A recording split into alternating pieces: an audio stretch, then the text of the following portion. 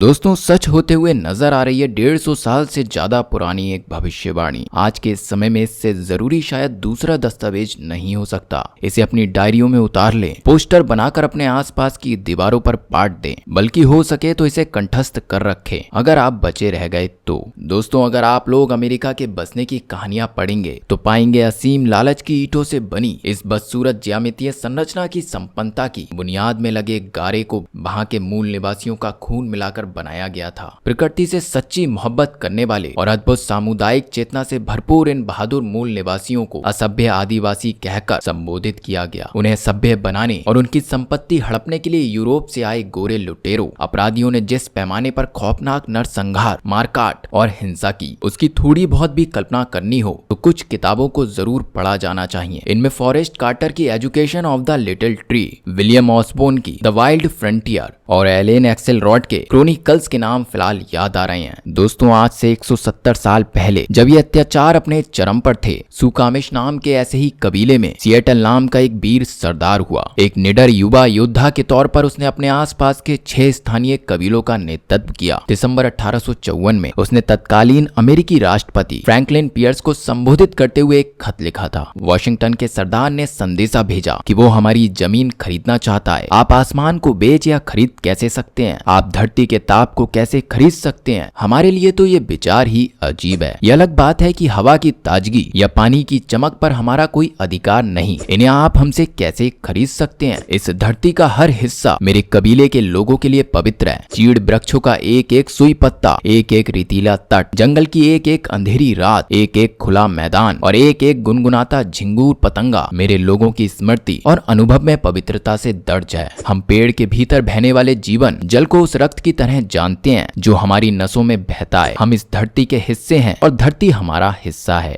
खुशबूदार फूल हमारी बहनें हैं, भालू, हिरन, बाज ये सारे सहोदर हैं हमारे। चट्टानी ऊंचाइयां, चारागाह की घास, खच्चर के शरीर की गर्मी और मनुष्य, ये सब एक ही परिवार के सदस्य हैं। नदियों और धाराओं में बहने वाला पानी केवल पानी नहीं है, वो हमारे पुरखों का रक्त है। पानी की छल छल मेरे पिता के पिता की आवाज है। महानद हमारे भाई हैं, वे हमारी प्यास बुझाते हैं। वे हमारी डोंगियों को लेकर जाते हैं और हमारे बच्चों को भोजन देते हैं। तुम्हें नदियों से वैसी ही मोहब्बत करनी होगी जैसा कि तुम अपने भाई से करते हो। क्या तुम अपने बच्चों को वो सिखाओगे जो हमने अपने बच्चों को सिखाया है कि धरती हमारी माँ है, कि जो धरती पर गुजरता है वो धरती के बच्चों पर भी गुजरता है। हमें इतना मालूम है, धरती मनुष्य की जागीर नहीं है, आदमी धरती की जागीर है। सारी चीजें उस रक्त की तरह एक दूसरे से जुड़ी हुई हैं जो हम सबको एक बनाता है। जीवन का ताना वाना आदमी ने नहीं बुना, वो फकत एक रेशा है उसका। उस ताने वाने के साथ आदमी जैसा सुलूक करता है वही उसके साथ भी होता है। हम इस धरती को उस तरह से प्यार करते हैं जैसे एक नवजात अपने माँ के दिल की धड़कन से करता है। हम जानते हैं हमारा जीवन गोरे आदमी की समझ में नहीं आता। उसके लिए धरती का हर टुकड़ा बगल वाले टुकड़े जैसा ही होता है, क्योंकि वो रातों को आने वाला ऐसा अजनबी है जो धरती से अपने काम की चीजें जब चाहे चुरा ले जाता है। वो अपने पुरखों की कब्रें छोड़ जाता है और उसके बच्चों का जन्म अधिकार बिसरा दिया जाता है। गोरे आदमी के शहरों में कोई भी शांत जगह नहीं, कोई जगह नहीं जहां बसंत की पत्तियों या कीड़ों के परों की फड़फड़ सुनी जा सके। लेकिन चूंकि मैं जंगली हूं इसलिए समझा नहीं सकता।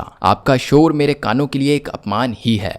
बस वैसे जीवन में बचता ही क्या है अगर आप चिड़िया की कूक ना सुन सके या रात को तालाब के गिर्द मेढकों की तर्कों को ना समझ पाए। गोरे लोग भी एक दिन इस संसार से चले जाएंगे, शायद बाकी कबीलों से पहले ही। तुम अपने बिस्तर को गंदा किए जाओ और एक रात तुम्हारे अपने कचरे से तुम्हारा दम घुट जाएगा। जब सारी भैंसें काटी जा चुकी होंगी, सारे जंगली घोड़े पालतू बना लिए गए होंगे, कहाँ होंगे आदमियों की गंध से अटे जंगलों के गुप्त कोने और कहाँ बे पहाड़ियों के दृश्य। वे जा चुके होंगे, बाज कहाँ होगा, जा चुका होगा, जीवन का अंत हो चुका होगा। तब शुरू होगा बचे रहने का युद्ध, सिर्फ और सिर्फ अपने अस्तित्व को बचाए रखने का युद्ध।